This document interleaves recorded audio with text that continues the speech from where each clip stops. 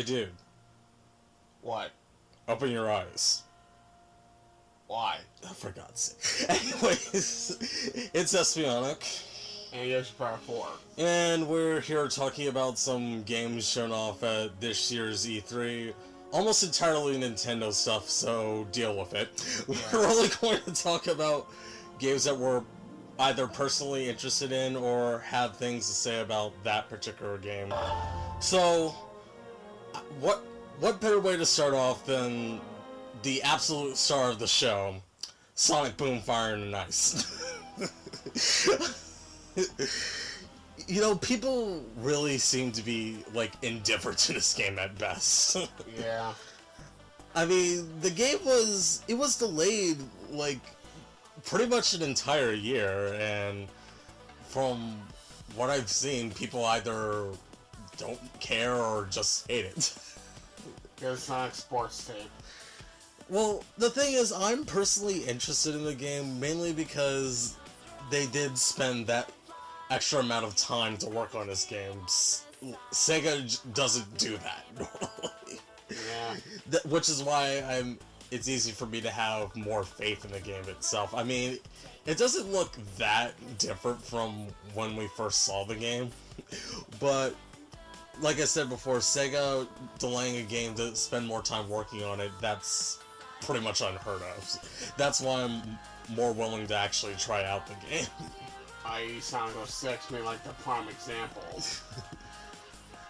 I saw that some people from the Sonic Stadium who went to E3 this year, they got to play it, and I remember them being pretty positive about it, actually. They said that it's pretty improved from what Shattered Crystal did. I mean, we never played Shattered Crystal or Rise of Lyric, but Shattered Crystal seemed to be a kind of, sort of decent game. So the fact that it is, saying that it's better than that game, and has improvements over that game, gives me some hope too. Yeah. Although, the one weird thing about this E3, actually the most disappointing thing for me personally, is that they didn't announce a new main Sonic game at all at E3 this year.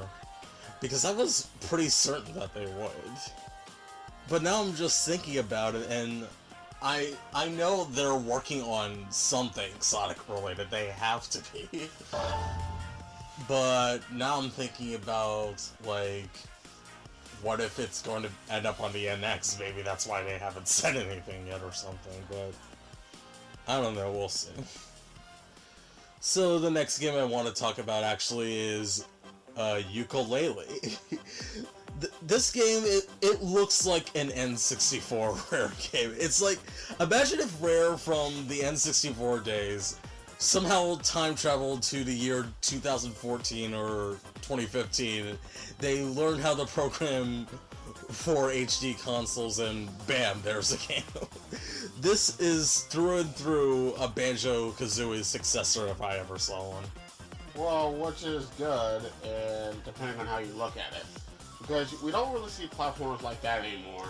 Yeah, that's a really good point, because we've seen a bunch of different types of platformers in the past several years, but the old school collectathon platformer hasn't really came back yet, and now people are really excited for this game because this is the first one of those type of games in a long time. The only Rare games that we've played are like Diddy Kong Racing, which I really liked. I think you liked it a bit more than I did. Yeah. And the original Donkey Kong Country Trilogy, and those three games, I love those games to death. So I still consider myself a Rare fan. Like, I never played the Banjo-Kazooie games or Conker's Bad Fur Day and what have you, because, well, back then I didn't really care for the collectathon 3D platformer. Like, everybody was so into Super Mario 64 for being so revolutionary, but I didn't care about that. To me, back then, it was not a Mario game, so I didn't like it at all. I mean, Mario and Donkey Kong were like my favorite franchises back then, and if I couldn't get into their first 3D games, why would I like something like Banjo-Kazooie? I mean, I think I should have at least gave Banjo-Kazooie a chance because it was its own thing. It was created as a collectathon 3D platformer. I kind of regret not playing it because of how close-minded I was back then, and I might have enjoyed playing it. But I also don't regret it because if I ended up loving Banjo-Kazooie, I'd probably be upset about where the franchise is now. Like, dead? I'm pretty sure it's gone. It's dead. I do want to play this game, and I'm hoping for the physical release, otherwise I can't play it. The publishers of the game, they're called, Team... No, they're the developers. It's being published by, Team 17, I think they're called. They want to give the game a physical release, but it hasn't been confirmed yet. I really wanted to have a physical release. I want to give this game the chance that I should have given to Banjo-Kazooie, so I hope it happens. But an indie game that is getting a physical release is Shantae Half-Genie Hero. Since it's getting a physical release, I'm feeling quite a bit more inclined to actually play it. It's being published by XSEED/Marvelous. You know, they do like Senran Kagura, Story Seasons, I think Rune Factory, and they publish and develop like a bunch of different games. I know the more for Muramasa Demon Blade. Like we've seen the first 3 Shantae games. I've heard nothing but great things about the series, so I am kind of interested in playing it. But don't ever look for a physical copy of Shantae on the Game Boy Color. It will cost more than your house. I mean, I do like the music. The art style in this game looks especially good, so who knows, I might actually end up playing this. So you're ready to dance for the danger? Maybe. Just maybe. So, as it turns out, Paper Mario Color Splash is basically Sticker Star. No! HD Sticker Star. They're rethinking the conventions of Paper Mario. I think the game does a lot of things extremely well. The music sounds good, the graphics are phenomenal. There seems to be at least a somewhat more substantial dialogue in this game compared to Sticker Star. Its sense of humor is amazing. I mean, the opening cutscene for the game I think is absolutely brilliant. The way it's staged is just so funny because of how over-the-top dramatic it is. But when looking at the gameplay, it's just like, it seems to have like the same sort of problems a lot of people had with Sticker Star. And that's why I'm a little worried about it. Because the things I didn't like about Sticker Star seem to be still relevant in Color Splash, and that's already hurting. Yeah, we should point out that neither one of us has played Sticker Star. We've just seen a Let's Play of it, and the person who was playing it pointed out the reasons why he didn't particularly like the game, and we can understand why. And, like, watching the demonstration, I saw that essentially the fight with Morton, it was funny how they had the Koopalings, and they kind of gave them a voice. And if anyone watched the Mario 3 or Mario World cartoons, how Morton acts here is not how he is in the cartoon. No. They made him stupid. Because he's more tons. But the thing is, there's a part of the fight where he has a hammer that he lights his hammer on fire. Once he hits you with it, it really hurts. And what they want you to do is use a fire extinguisher to put it out. And this is kind of why I saw, oh god, it's back to that, where if people who don't know about Sticker Star, one of the reasons this Let's Player criticized it was, if you were in a boss fight, you pretty much, some cases was, you had to use a Fang to stand a chance, or you could just use this Fang and completely curve stomp it. they gave the enemies weaknesses, which I never had a problem with. My problem with it was, he should still be a threat, even with a weakness.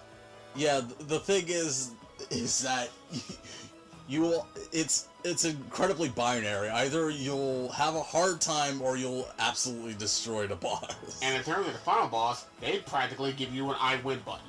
At that point, once that happens, I'm not going to get into any one detail, but you're going to see, to people who want to play it, once you get to the final part of the boss, it's kind of rigged in your favor not to lose, if you do it. Yeah. So yeah, I don't... Well, like I said before, I know there are people who liked it. In fact, when I was in college, I remember seeing a girl talking about how much fun she had with Sticker Star, actually. So I know there's going to be at least some people who will enjoy this, but for like the people who was hoping that it would be something better than Sticker Star, and like in a lot of ways it is, but at least in terms of presentation, it definitely is. But Sticker Star already had a pretty good presentation. Like, one of my favorite lines is still a Toad who was in a boat. One of the Toads is, when he's trying to sail out into a world, one of the Toads says, "That sounds like a midlife crisis to me. Just buy a convertible and be done with it." Yeah, everything surrounding the gameplay, I think, is excellent. It's just that the gameplay is gonna be a point of contention for a lot of people. Yeah, especially when things I see the things I didn't like about Sticker Star are still there. Yeah. Oh, my fingers are crossed for it, because I do like how the game looks, I do like how the game sounds, I do like how the game has its dialogue. But, you know, to be perfectly honest, the thing that offends me the most about this game is the Shy Guy drinking the color off of Toad. That is still really disturbing and messed up to me. Well, the opening cutscene you find funny, even though it's essentially Mario holding a corpse. For terms of purposes, it's Mario holding a corpse. That was funny to me. Seeing the Shy Guy drinking Toad's color is... I know it's one part silly, but that actually kind of disturbs it. I don't know why. So anyway, on to Mario Party Star Rush. This game is kind of, sort of like classic Mario Party. Well, this is they're rethinking the conventions of Mario Party. Yeah, people didn't like the other Mario Party games. 9 and 10, my opinions on them, I never played them, but I honestly could probably play them way more prominently than Mario Party on the Game Boy Advance. Fuck that game. It's horrible. But the game they showed, they only showed like this is supposed to be just one mode. Well, it is the main mode. It's the key mode of the game. Yeah, I needed to see the treehouse footage of this game because I was honestly really confused by what was going on in the game. There was so much going on in the trailer that I had no idea what this game was about, but after seeing the treehouse and making sense of it, I think people might actually be okay with this for the most part. You do collect coins and stars like in the classic Mario Party games. It's designed to be faster paced and it definitely seems to be. I personally like the boss fights for stars, and you can still use coins to get a star too. To me, it's all kind of interesting. And like the main mode, Toad Scramble, that is still just one mode. So there might be something in there that's closer to classic Mario Party. Maybe, I don't know. Well, I think kind of like the Mario Party on the DS, how 3DS, I mean, Mario Party Island Tour, where they had multiple modes. Like one of them was you had to get through a mountainous area, and if anyone got a bullet bill, they shot it out of a cannon. You rolled die and you got a bullet bill, they shoot it out of a cannon and they hit you. So you had to make the decision to keep on going or hide it in the cabin so you'd be safe. Yeah, what Island Tour was kind of interesting, but I think people hated it more than 9 or 10, honestly. But either way, this feels like a step closer to what people want, so I think people might actually enjoy this, who really knows. Yeah. This game will have amiibo support. It hasn't been confirmed what it will do Well, in the Toad Scramble mode, you play as Toad. Yeah. And you recruit other Mario characters to help you, so maybe you can immediately recruit them with like a specific amiibo. Maybe if you use a Luigi amiibo, you get Luigi. If you use Mario, you get Mario. Yeah, because you're like, I like how you're thinking like, oh, who are you gonna be? You're Toad. One's red, one's blue, one's green, one's yellow. You're just essentially the Super Famicom buttons. And you chose characters, and you're probably wondering, what's the point of using these characters? Well, they can play minigames for you, but that's not the real reason. Is they get dice. Yeah, they get special kind of dice, I think. Yeah, for example, Luigi's is kind of Luigi has a dice that actually has a 7 on there, but it's like 5, 6, and 7. All the other side dice have a 1. So Luigi luck can go over and screw you over. You know, maybe the Amiibo support is just Amiibo Party again. Maybe. But either way. That mode has been like the closest to classic Mario Party that we've seen since Mario Party 8. Watching one Let's Play of Mario Party 10 Amiibo Party, I love how they played character themes. You hear like a low version of like the Comet Observatory, Yoshi's Story. I'm pretty sure they played like Luigi's Mansion. Yeah, speaking of which, along the confirmation of Amiibo support for Mario Party Star Rush, we have new Amiibo for the Super Mario series confirmed that's coming out the same day. There's Daisy, Rosalina, Wario, Waluigi, Boo, Donkey Kong, and Diddy Kong. They were all available for pre-order on Amazon, and of course they're all unavailable now. By the time you just said... Oh yeah, and Waluigi is in the bestseller category. What the hell's the matter with all of you? Why is he in the bestsellers category? Well, in case it wasn't clear, yes, I hate Waluigi with a burning passion hotter than the sun. But anyway, yeah. Out of the new Amiibo, I want Rosalina because she's one of my favorite Mario characters, and I like the Super Mario version a lot more than the Smash Brothers version. I really want Boo because I love Boo. Boo is my favorite Mario enemy. Plus, I love that it glows in the dark. That's just awesome. You think it's like those glow-in-the-dark stars? You just expose it to light, and then eventually... Yeah, that's pretty much how I figure it would be. But the Amiibo I want the most of all is Daisy. Daisy is hands down my favorite Mario character. I've been waiting so long for the confirmation of a Daisy Amiibo. I thought it wasn't going to happen. No, I knew it was going to happen. Waluigi's beloved for some stupid reason. He got an Amiibo, and I expected him to get an Amiibo too, so... Yeah. I mean, out of all the Amiibos that were likely to be made, Palutena was my most anticipated Amiibo, and Daisy was a very clear second, if it was ever confirmed, so her Amiibo is the one I'm gunning after the most now, but I have to wait, because freaking pre-ordering Amiibos is, like, impossible. You pretty much have to have the Monada to find it out. So, they also showed off Tokyo Mirage Sessions Sharp FE. The game's going to be out before I even get this video uploaded. You've been kind of interested in this game. You've seen this game a lot. Do you have anything else to say about it? I kind of like how, essentially, well, you learn a little more, like, various things, like side quests with characters, where you can learn a lot of certain moves. Well, one of the premises of this side quest you see at the beginning of the demonstration was Fadra, a character who is from Awakening, who is also a Mirage. Idolasphere, I think the name of the place is. She also is an inhabitant of the Idolasphere. She prepares these two guys named Cord and Board, who are apparently our Fire Emblem characters. But there's these two generic enemies, but they have names in this. They gave these generic enemies names, and Fadra is trying to teach one of the characters who's gonna be a party member in this game. I think Kyria, to be cute. The thing you have to do is try to learn from Tsubasa's cuteness, and one of the things you have to do is charm them, because any attack you ever do won't hurt them, and they can hit you really hard.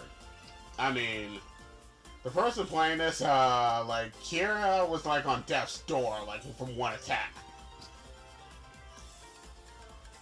And like both, you have to it's sort of funny you charm both, and then eventually she ends up learning, eventually learning this a radiant skill, which I'm pretty sure it leads into the team tech attacks from those attacks from Fire and Moon Awakening, join up or pair up.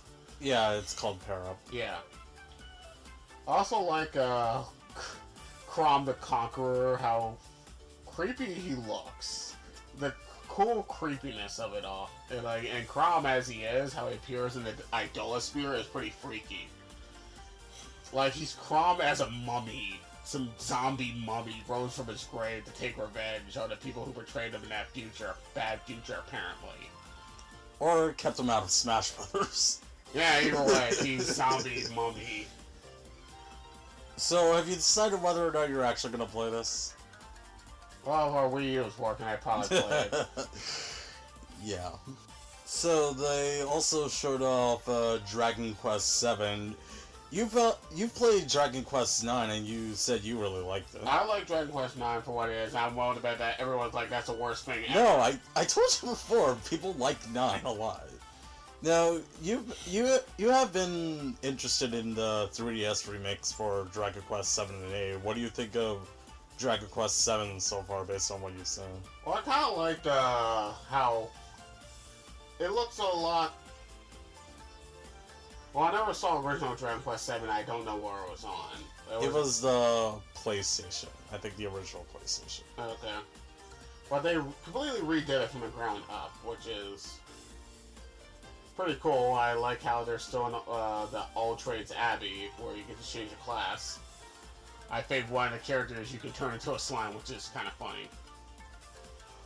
I was looking through a bit of that Treehouse stream for Dragon Quest VII. What's the deal with the one character who's riding like a dog or a wolf? Ruff? I don't know. Why is he riding a dog? Or is it a wolf? I think it's a wolf. I think it's actually a wolf. Why is he riding a wolf? Is he Midna or something? No, I couldn't tell you, because I don't know that much about Dragon Quest. I can tell you about some things about Dragon Quest, but not everything. It just stuck out to me because it's just a very interesting character trait, I guess. So, much to our surprise, they ended up showing off a brand new IP called Ever Oasis. This is from Grezzo. They're a second-party company for Nintendo. They've, I think, mostly helped out with Nintendo's own games like Ocarina of Time 3D and Majora's Mask 3D, and now they're making a brand new game for them. So, in case you haven't noticed, I'm not really much of an RPG guy other than Pokemon, which is what I think we'll be talking about next, but anyway, you're more of the RPG guy, so I wanted to talk about this game at least seeing that it's a new IP and everything. So, what do you think of Ever Oasis? I actually really, really like it. Oh, really? I really like what I saw about it, honestly. I like the characters. I really like how the characters look. I really like the character. I really like how I thought it was just like, oh, is this like some weird Animal Crossing thing where you just build an oasis? But no, you're actually going out of your way. You run an oasis. You're fighting monsters. You're doing a lot of the classic RPG thing where there's an actual story where you're trying to find. Where you're trying to build this oasis and protect it from the fact of a growing threat. I really like one of the characters I really like is Mira. If that's how you pronounce her name, she is a dragon lizard hybrid. So, yeah. What are the creatures that you see in the oasis? I think those owl penguin hybrids. Are they? I think they're called newts. Is that what Yeah. they said? They are so freaking adorable. Regardless of how successful this game is, there needs to be We need plushies of we these need guys. plushies of the newts. They are way too freaking cute to not have any sort of merchandise whatsoever. Yeah. These guys just, they're here to sell, they're here to buy your stuff. So I like how you have to go foraging out there, and the dungeons out in the wild in general, they put stuff in your store so they'll buy it. Otherwise, you can't have this place can't flourish if you don't do so. Like, you could do, like, things like grow a clothes shop, something like, juice bar. And probably, like, and I also like how, by the way, everyone's weapons are plants. I like how they're all plants. Even, like, Mira's spear is kind of like a corn kernel. Like a stalk of corn sticking out of it. That's the way to describe it. But like I said, I really like this game. I'm not sure when it's coming out, but I would play it. It's coming out in 2017, Oh. which is like, think about this. The 3DS came out in 2011. Yeah. This is very late in its life. I'm actually wondering how long they're gonna keep supporting it. Well, the 3DS is all over the place. The 3DS just made it. Because... Yeah, but at the same time, it feels like it almost is. Well, the one thing that makes it feel like it's coming towards the end of its life is that now they have, like, the 2DS costing $79.99, which is chump change, and they have Mario Kart 7 bundled with it as a digital game. It's usually stuff like that happens when, like, a console's, like, really near the end of its legs, but at the same time, like, the DS was supported for, like, well, technically, like, until 2012, because they were still releasing Pokemon games on it. Like, Black and White 2 came out in 2012, and they were still DS games, so who knows, they might actually keep the 3DS train going for a little while longer. And I just can't help but feel smugly vindicated when someone said the Vita was destined to succeed. Oh, anyway, let's just go into Pokemon Sun and Pokemon Moon. Okay. They showed off 3 new Pokemon during the Treehouse. Yungoos, Pika-Pek, and this one I don't think was shown in the Treehouse, but it was, I think, shown, in a separate trailer named Grubbin. People seem to really like Yungoose's design. This creepy mongoose thing. Yeah, the interesting thing about it is that it's apparently not native to the Alola region. It was brought in to deal with another Pokemon, and as a result, Yungooses run amok in the Alola region. They breed like rabbits. Yeah, well, that's kind of like a thing that happens when a new species is introduced into a new area. It kind of takes over because the wildlife that was there already doesn't know how to deal with it. Like, everything seems to go bad when we bring something in. And you think we learn a lesson from things like this? Well, we're stupid. Anyway. And then they, like, next generation, they're gonna send something to take care of the Yangoos, and everything's gonna run over that. And then someone's gonna take over that, and eventually someone has to ask the question, has anyone heard of the definition of insanity? What's Yungoos be from, like, a region that's for Gen 8? Yeah. It has a new ability called Stakeout, which allows it to do double damage to a Pokemon that's being switched out. Oh. So, essentially, Pursuit? Yeah, Pursuit is ability. Ah, crap. So, Pika-Pek, aka one of the first Pokemon that Ash will catch in the Sun and Moon saga, the anime. Yeah, probably. Yeah. I actually like its design. I kind of want to see what it evolves into. Like, Woody Woodpecker. And Grubbin, it's a bug type that is typically found near power plants due to its level of electricity, so it might end up being part electric type. It still doesn't beat Galvantula. Yes, I know.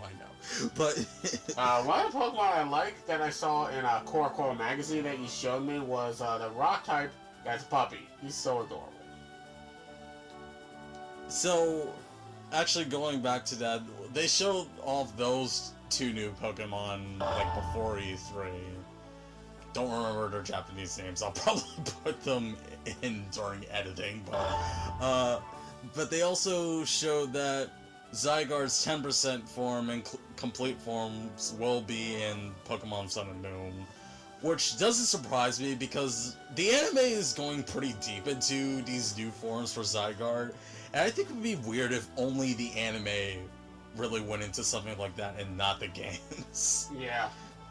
I think there are trading cards for them. I'm not entirely sure. I don't follow the trading card scene, but I'm not sure if people are talking about this, but I'm pretty sure this probably has come up. That Zygarde, it's a Gen 6 Pokemon. They're going into this extra element of it that could have been covered in Gen 6, but yet it's being covered in Gen 7. So do you think that this means that we'll be able to return to the Kalos region in this game? Maybe. But I would say a maybe, not as a definite yes. Yeah, same here. We also got to look at the new battle screen interface. It could let you see stat alterations to your Pokemon or opposing Pokemon. And after the first time you battle a specific Pokemon, the interface will tell you which of your Pokemon's moves. They will tell you how effective it will be against the opposing Pokemon. I'm wondering if people will think that makes the game too easy now.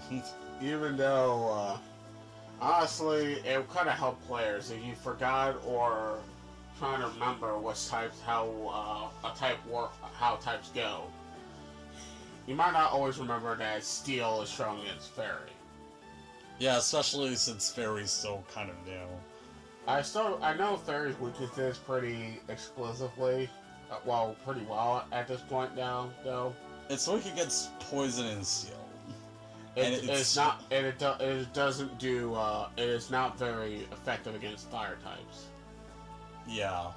I don't get that. And it's strong against Dark, Dragon, and Fighting.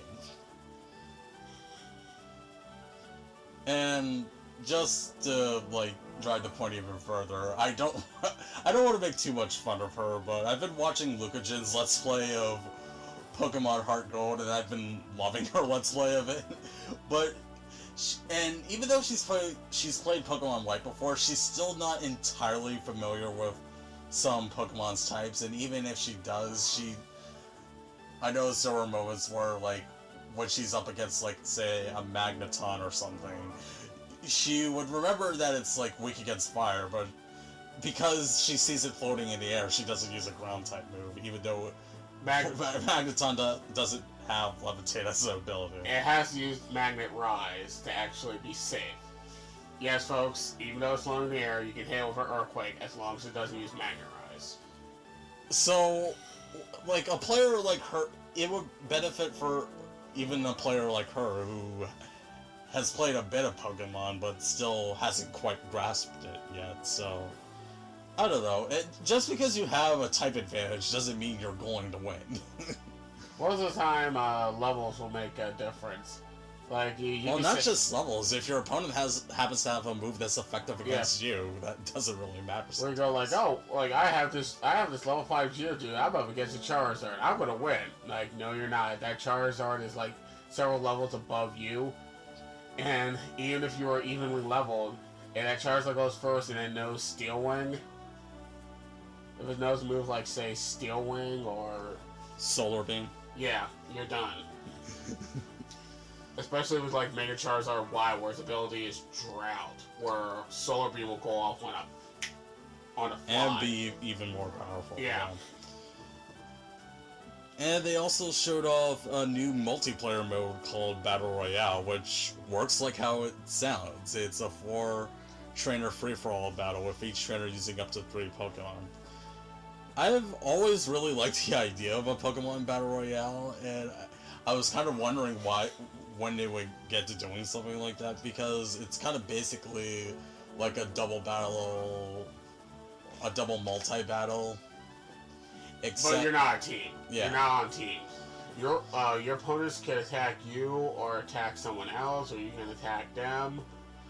You can attack pretty much any of your other opponents. It's not just you. It's not just you and a team. It's you against all of them, and it's not really if the first one to lose all their Pokemon is the one who loses. The winner is determined by who wins all 3. Who knocks out the most Pokemon is determined the winner. Like a number of things too. That's the one thing I'm not sure if I like about that. To me, I kind of prefer I've always imagined it as like a last one standing win scenario, but at the same time, it does make sure it doesn't take too long. Yeah. I mean, they all just only have 3 Pokemon, but... Well, it'll be that awkward moment where everyone has a grass type and you're the guy with the Quagsire. Okay, so let's now finally get to the nitty-gritty, the star of the show. The real star of the show. The Legend of Zelda Breath of the Wild. So, what were your impressions from seeing the official trailer? I was really surprised how big the game is. Yeah, the trailer honestly gave me goosebumps. It was just the fact that the very first thing that happens in the trailer is a female voice saying, "Open your eyes." Speaking of which, voice acting has been confirmed for the game, beyond what we've heard so far, I think. I think the voice acting will probably be implemented in a way that is pretty much like Nintendo saying, "There, we have voice acting in a Zelda game, now leave us alone." I mean, I don't think it'll be bad voice acting. I mean, the voice we heard sounds perfectly fine so far, but I don't think there's going to be a ton of it. I think it's more like a major cutscenes will probably have characters will probably have a voice there. Although Link is confirmed to stay silent, which is probably for the best. No one wants to see the eye. I mean, like, voice acting for a Zelda game isn't 100% unprecedented, because, like, there is a narrator at Hyrule Warriors. Her voice, now that I think about it, actually sort of sounds similar to the voice we heard in Breath of the Wild, but especially for a main entry, having voice acting is still pretty surprising. Yeah. But I love that trailer. The game looks drop-dead gorgeous. I mean, we saw that when it was first revealed back in E3 2014.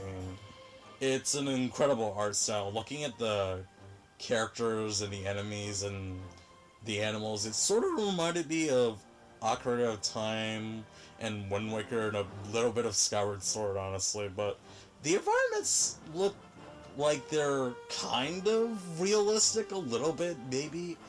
It actually does remind me of an anime, like they said what they were going for.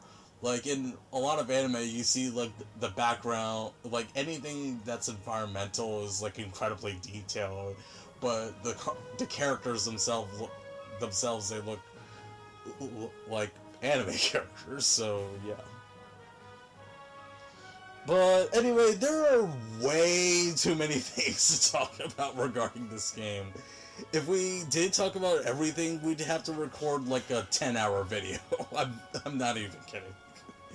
There's different outfits which serve different purposes.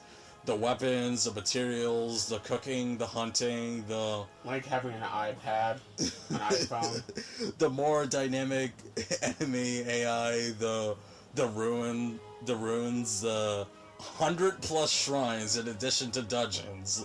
The world being extremely open to exploration, doing things in virtually any order you want.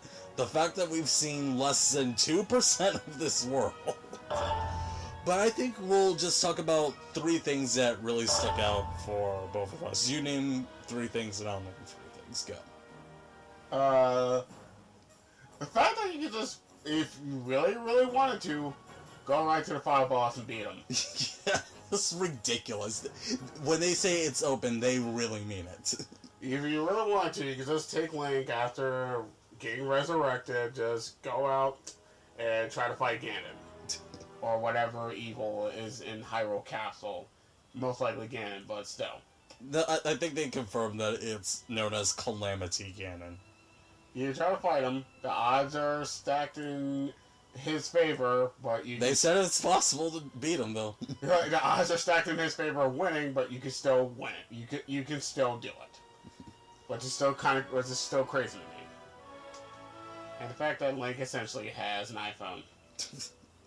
That's still they call it the Sheikah slave, but let's face it, it's some kind of weird iPhone thing. But like the Pirate's Charm was essentially the Pirate's Charm is essentially gossip. Wasn't the Pirate's Charm made of gossip stones? Yeah, it was sort of derived from that. Yeah. What's your third thing? The third thing is how big it is. I mean, I still can't get over it. It's still a pretty big game. And the fact that what you see at E3 is only 2% of it. Less than 2% of it. Less than 2%, and how vibrant that 2% feels. So, I guess I'll mention my three things. One, Koroks are in the game. Yay! The Koroks, the tree people from Legend of Zelda: The Wind Waker. I had such a fangasm to see that they're in Breath of the Wild. Like, any reference to Wind Waker is more than welcome in my book. Two, Link can literally use Witch Time. Yeah. Dodge at the right time, and you can just do it. They call it a flurry. It literally is Witch Time. They call it Flurry Rush, but... I'm calling it Witch Time. I guess the number three thing I'll mention is that in this game, Link is Bear Grylls minus drinking his own urine, and I think that's freaking awesome. Yeah. Ganon Lacey's the Cordai. Better drink my own piss. I'll add this just because I find this fascinating. Things that are known as major items you get to help you clear dungeons in previous games, like the bow and arrow or the Korok leaf, which is a little bit like the Deku leaf from Wind Waker, except you don't use it to float. Or even the fire rod. Yes, the fire rod is a weapon in this game. All those items that would be a big deal because you get that one item as a tool you can use through a dungeon and for the rest of your adventure. They're now just in random treasure chests around the world, and you have more than one of these, and they can break. Yeah. Your resources are unlimited in this game. Once you get a sword, that sword can break eventually, depending on its quality. This game really does seem truly impressive and even revolutionary. I've seen people try to downplay what this game is doing, and I mean, look at the world that they presented to you. People are saying that it's just an empty world, it looks empty, it's just big for the sake of being big, but actually really look at it. Open your eyes, as the trailer said. All the grass can be cut down to find insects to make elixirs. You can climb on top of just about anything. You can climb and cut down trees. You can find materials everywhere. Giant enemies can appear out of nowhere. And it's confirmed that there are going to be other characters and towns. They just weren't shown at E3, so Nintendo wouldn't spoil any story elements. This world is massive, and every part of that world is interactive.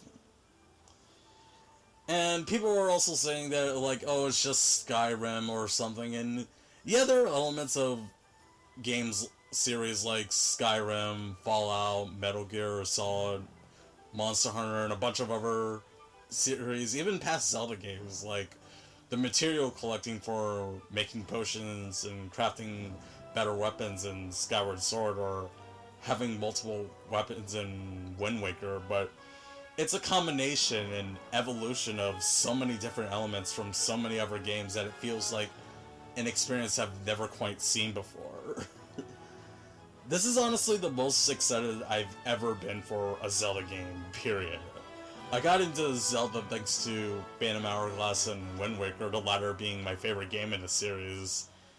I think Spirit Tracks was the last game I remember being announced and really excited for, just because it was the third game that was in that Wind Waker line of games, and it's the sequel to the first game that I played in the series.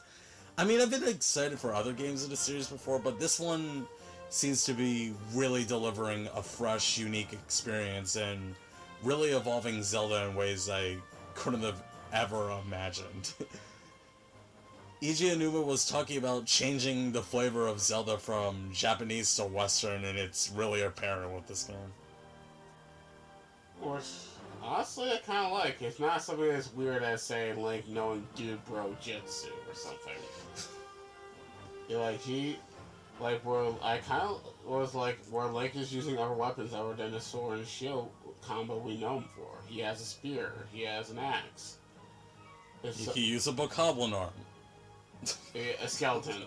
Yeah, he can essentially pull a Quan Chi. He can take your arm and beat you with it. This was the most talked about game of E3 this year for a reason. Nintendo's E3 seemed like it went over a lot better this year than it did last year, and it really seemed to be because of Zelda. I mean, I know there's a lot of excitement for Pokémon Sun and Moon, and I think a few other games that they showed, but it almost feels like if Nintendo did literally just have Zelda there, people might have been happy with seeing just Zelda. Heck, in a lot of people's minds, they did just show Zelda, but they're still so hyped for this like it's the second coming of Jesus that it doesn't really matter to them. Yeah. And here's an important thing I want to point out. Nintendo showed off way more games at last year's E3 than this year's E3. Yet people like this year's E3 from Nintendo more. Isn't that hilarious? Yeah. Like, people always complain about Nintendo never showing enough games. This time they showed fewer games than ever, and people were actually kind of happy. Especially with Zelda. I hope people now understand the meaning of quality over quantity, because comparing the reaction to last year's E3 from Nintendo to this year's is one of the best examples of that. And we still have the NX reveal to look forward to, and who knows what that will entail. I think Nintendo did very nicely this year, considering that they did come into the show with so little and yet so much. Yeah. So, I say we end our E3 discussion right here, unless you have anything else to say. Rat, don't ever eat raspberries. I have been Espionic. And I'm Yoshi Power 4. Join Kirby Planet Robot. Seriously, folks? I thought you forgot about it. Like how I would. We'll see you all next time for whatever news there happens to be. See you around.